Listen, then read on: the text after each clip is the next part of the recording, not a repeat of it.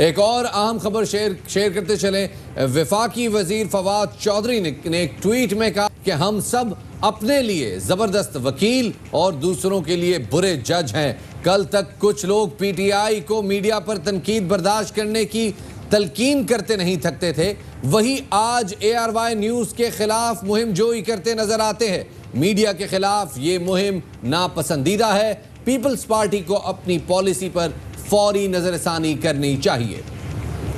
آج ہم نے دیکھا ہے کہ سندھ کے بہت سارے شہروں میں اے آر وائی نیوز کے خلاف وال چاکنگ کی گئی ہے, اور اسی کے حوالے سے ہم نے دیکھا ہے کہ فواد چودھری صاحب نے بھی اب یہ ٹویٹ کیا. انہوں نے کہا ہے کہ وہ جماعتیں جو کہ مسلسل یہ کہتی تھی کہ جو پاکستان تحریک انصاف کے اندر پیشنس نہیں ہے, اب وہ خود کس طرح کی حرکتیں کر رہے ہیں یہ آپ کے سامنے ہیں. سندھ کے جتنے بھی شہر ہیں وہاں پر وال چاکنگ کی گئی ہے, اور اسی کی وجہ سے ہم پوچھنا چاہیں گے کہ ایسی کیا غلطی تھی کہ جو ایک سوال جو نارمل ایک کوشچن تھا وچ واز ویری سمپل کہ 8 سال کے ٹائم میں 5 کھرب روپے جو پاکستان پیپلز پارٹی کو ہیلتھ کی فنڈنگ میں ملے تھے, ایلوکیٹ کیے گئے تھے ہیلتھ کے بجٹ میں, وہ پیسے کہاں خرچ ہوئے. اسی والے سے مزید بات کریں گے اور ہم کوشش کریں گے کہ ہمارا سوال تھا, ایک سوال تھا ہمارا کہ 5 کھرب روپے کا بجٹ پچھلے 8 سالوں میں جو تقسیم ہوا, جو جس طرح سے وہ ڈسپرس ہوا, اس کی کچھ تفصیلات فراہم کی جائیں. کیونکہ جو بظاہر سندھ کی ہیلتھ اسٹرکچر کے جو حالات ہیں اور جو پیسہ اس کے اندر انجیکٹ کیا گیا ہے وہ بظاہر میچ نہیں کھاتے. لیکن اس کا جواب کیا ملا؟ اس کا جواب یہ ملا کہ ایک منظم تحریک شروع کی گئی سوشل میڈیا پہ ہمارے خلاف وال چاکنگ کی گئی. ہمارے ساتھ اقرار الحسن موجود ہیں. سید اقرار الحسن کو شامل گفتگو کرتے ہیں پروگرام سر عام کے میزبان. اقرار بھائی, کیا ہو رہا ہے یہ؟ کیوں ایک سوال پوچھنا اتنا بڑا جرم ہو گیا کہ اب ایک منظم تحریک ہمارے ساتھ شروع ہو گئی؟ یہ سندھ حکومت کا بڑا پرانا وتیرہ رہا ہے, یہ کوئی نئی بات نہیں ہے. اپنی نااہلی کو, اپنی کرپشن کو, اپنی لوٹ مار کو چھپانے کا ظاہر ہے اس کے علاوہ اور کوئی آپشن نہیں ہو سکتا کہ آپ چیخنا چلانا شروع کر دیں.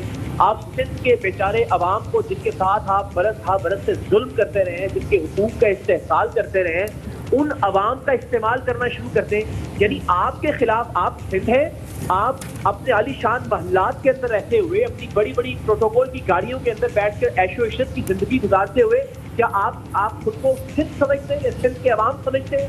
سندھ کا عوام ہے سندھ کا حالی, سندھ کے عوام ہے سندھ کے مزدور اور محنت کش.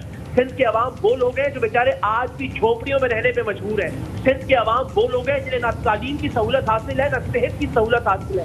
سندھ کے عوام وہ ہیں جن کے بڑے بڑے شہروں میں بھی اس وقت پکی سڑکیں موجود نہیں ہیں. آپ نے خود کو سندھ سمجھ لیا ہے. سندھ وہ ہے جس کی ایک ادبی تاریخ ہے, سندھ وہ ہے جس کی ایک لسانی تاریخ ہے. آپ نے صرف اس لیے کہ چونکہ آپ کو جب جیسے نشانہ بنایا جاتا ہے آپ کی کرپشن کو, آپ کہتے ہیں کہ سندھ پر حملہ ہو گیا, سندھ کے عوام پر حملہ ہو گیا. سندھ کے جیسے معصوم لوگ شاید دنیا بھر میں کہیں نہیں ملتے ہوں گے, سادہ لوح لوگ, ادب پرور لوگ, اور ان کو آپ استعمال کرتے ہیں اپنی کرپشن چھپانے کے لیے, اپنی لوٹ مار چھپانے کے لیے. روزانہ کی بنیاد پہ بچے مرتے ہیں, چاہے وہ تھر ہو چاہے وہ لاڑکانہ ہو, اور اس بے حسی کے بارے میں اگر سوال کیا جاتا ہے تو آپ کہتے ہیں جی سندھ پر حملہ کر دیا گیا یا سندھ دشمنی پر اتر آئے.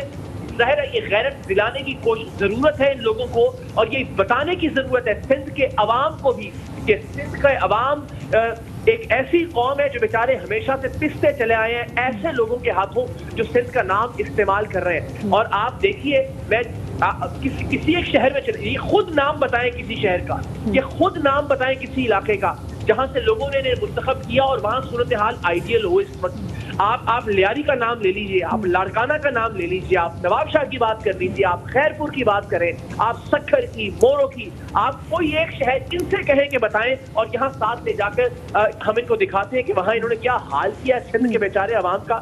اور پھر جب ان کی کرپشن پر, ان کی لوٹ مار پر سوال ہو جاتا ہے تو یہ سندھی بن جاتے ہیں فوراً سے, اور سندھ کے عوام کی آڑ لے لیتے ہیں, سندھ کارڈ کھیلنا شروع کر دیتے ہیں. میرا خیال ہے اقرار ایک بہت سمپل سا کوشچن تھا کہ 5 کھرب جو ہیلتھ کا بجٹ تھا وہ خرچ کہاں گیا. چلیں اب باقی تمام تر سندھ کو چھوڑیں. سعید غنی صاحب جو کہ مسلسل ٹارگٹ کر رہے ہیں اے آر وائی نیوز کو, انہوں نے خود ان کا اپنے حلقے گرم چلے جائیں, چنیسر گوٹ چلے جائیں, تو وہاں کی حالت بھی تو ایسی ہے.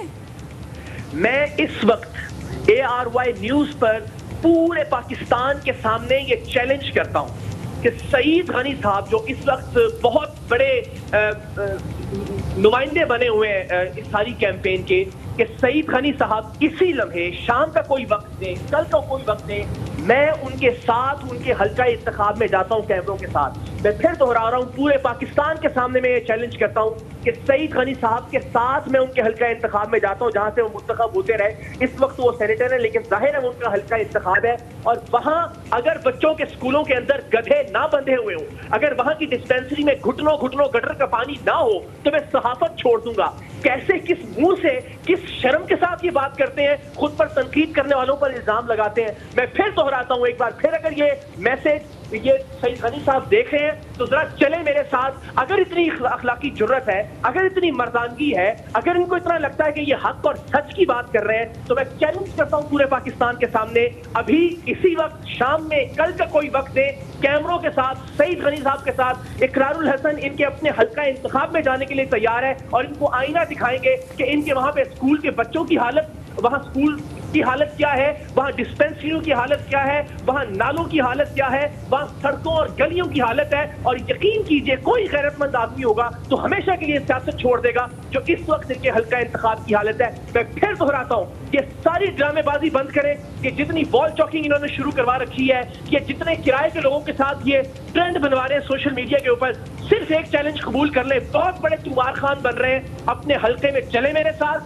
جہاں سے لوگوں نے انہیں منتخب کیا وہاں کے اسکول دکھاتا ہوں, وہاں گدھے نہ بندھے ہوئے اگر اسکول میں, سعید غنی صاحب کے حلقہ انتخاب میں, وہاں کی ڈسپینسریوں میں اگر گٹر کا پانی موجود نہ ہو, وہاں کی اگر سڑکیں کچی نہ ہو, وہاں کے نالے اگر غلاظت سے اور گندگی سے نہ بھرے ہوئے ہوں, تو میں سیاست صحافت چھوڑ دوں گا. اور اگر اس کے برعکس معاملہ ہوا تو سعید غنی صاحب مردانگی کا اور اخلاقی جرات کا مظاہرہ کرتے ہوئے سیاست چھوڑ دیں. یہ صرف نعرے بازی, معصوم سے شکل بنا کر ٹیلی ویژن پر آ کر تقریریں کرنا اور پھر جواب پر کوئی تنقید کرے تو پھر آپ سندھ کارڈ کھیلنے کی کوشش کریں. یہ اب نہیں ہونے دیا جائے گا. سندھ کے بیچارے مظلوم عوام, اس معصوم بچے کا چہرہ تو دیکھیں جو ہائیڈروفوبیا کا شکار ہو کر مر گیا. میرا بیٹا ہوتا اس کی جگہ, کوئی دوسرا شخص جو ٹیلی ویژن اس وقت دیکھ رہا ہے, اپنے بچے کو ذرا تصور کرے کہ بچے کو سخت پیاس لگی ہے اور پانی سے خوف آ رہا ہے, پانی سے ڈر رہا ہے, اس لیے کہ جس کتے نے اسے کاٹا اس کے نتیجے میں اسے جو ویکسین لگائی گئی, پتہ نہیں وہ لگائی بھی گئی یا نہیں, صرف کاغذوں میں وہ موجود ہے, لیکن الٹیمیٹلی وہ موت کی طرف چلا گیا. کوئی تو ذمہ دار ہوگا. سعید غنی صاحب کا جملہ مجھے آج بھی یاد ہے کہ جب یہ ان کو کرونا وائرس ہوا تھا, میں بہت فکر مند تھا اپنے بچوں کے لیے. خدا کا لاکھ لاکھ شکر ہے کہ انہیں کرونا نہیں ہوا. سب کو اپنے بچے اسی طرح سے عزیز ہے. لاڑکانہ کا بچہ بھی اتنا ہی عزیز ہے, اقرار الحسن کا بچہ بھی اتنا ہی عزیز ہے, سعید غنی صاحب کا بچہ بھی اتنا ہی عزیز ہے. اور ٹیلی ویژن پر ہم ان بچوں کے لیے, ان بچوں کے مستقبل کے لیے بات کرتے رہیں گے انشاءاللہ. اچھا, مجھے یہ بتائیے کہ جس طرح سے سعید غنی صاحب ٹویٹر پہ اور سوشل میڈیا پہ ایک منظم کیمپین چلا رہے ہیں 2 دن سے, ایک چینل ARY نیوز کے خلاف, ARY کے خلاف ایک منظم کیمپین چلائی جا رہی ہے, مجھے یہ بتائیے اگر اتنی توجہ سعید غنی صاحب نے اپنے حلقے میں اپنی سیاست پہ دی ہوتی تو کیا آج حالات مختلف نہ ہوتے؟ میں پھر یہ کہہ رہا ہوں, اخلاقی جرت کا مظاہرہ کریں.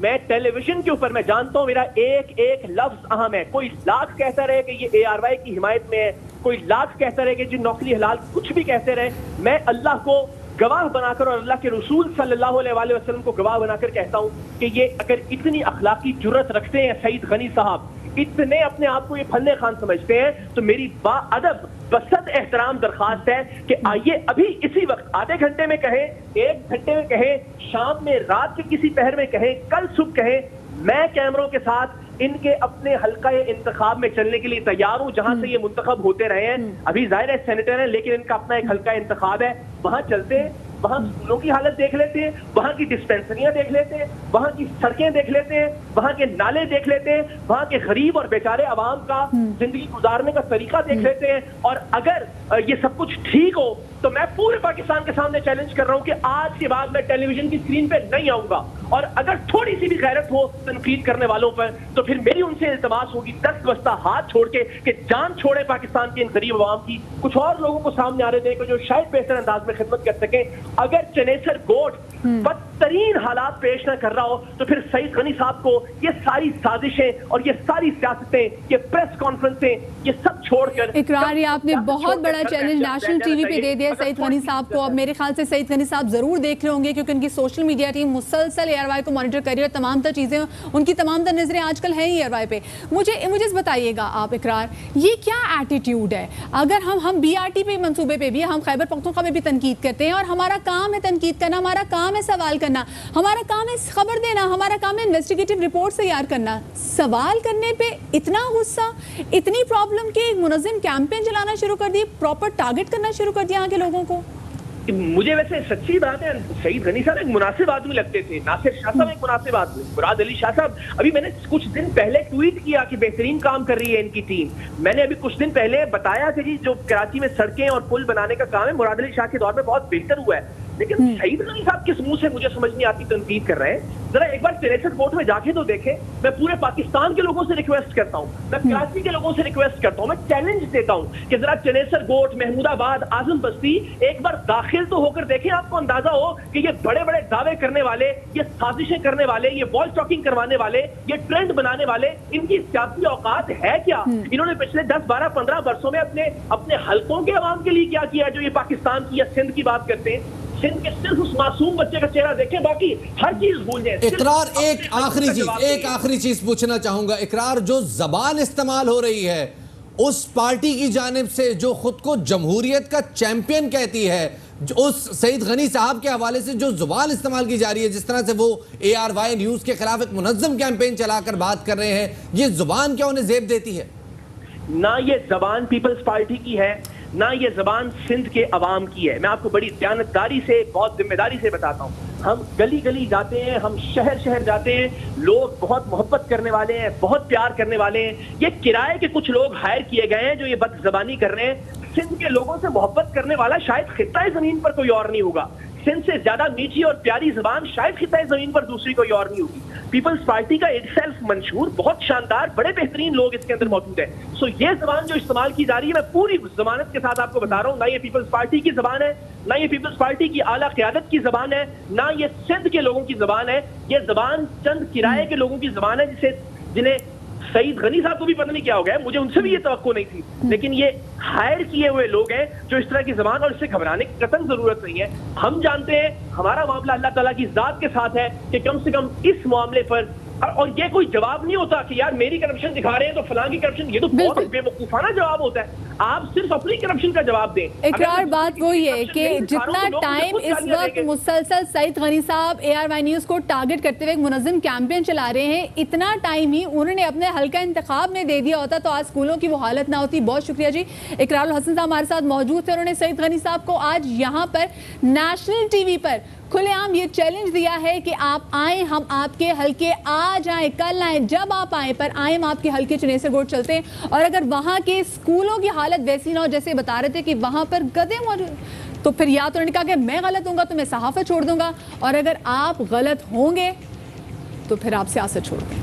ایک ایسے موقع پر کہ جب صرف ایک سوال اٹھایا گیا تھا, قصور ہمارا اتنا تھا کہ صرف ایک سوال پوچھا تھا کہ جو ہیلتھ کا بجٹ ہے وہ امپلیمنٹ کتنا ہوا ہے, لگا کتنا ہے, کیا ہوا ہے, اس کا جواب یہ ملا کہ اب ہمارے خلاف ایک منظم سوشل میڈیا کیمپین شروع کی. اور اس پہ اب سوال اٹھتا ہے, سوال یہ اٹھتا ہے کہ سندھ کا دوست کون ہے؟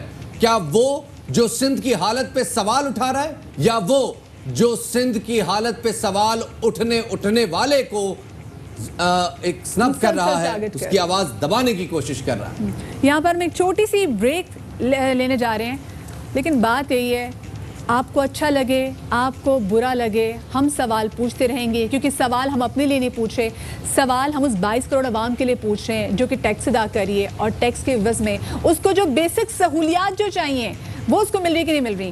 سندھ والے آج بھی یہاں پر پراپر اسپتال نہیں ہے. سکھر میں اندرون سندھ آپ چلے جائیں, وہاں سے اگر کوئی بیمار ہوتا ہے تو اس کو کراچی لے کے آیا جاتا ہے, ابھی تک کراچی لے کے آیا جاتا ہے. کیوں ان چھوٹے چھوٹے شہروں میں کوئی بڑا اسپتال کیوں نہیں ہے؟ کیوں بیچارہ وہاں کا غریب طبقہ وہاں سے اپنے مرتے ہوئے ماں باپ یا کسی پیشنٹ کو بٹھا کے کراچی اتنی دور لے کر آئے؟ ایگزیکٹلی. اور سوال کسی بھی نوعیت کا ہو, کسی سے بھی ہو, ہم پوچھتے رہیں گے, یہ ہمارا کام ہے, اور امید کرتے ہیں کہ یہ سوال کسی کو گراں نہیں گزرے گا. وقت ہو گیا ایک چھوٹے سے بریک کا.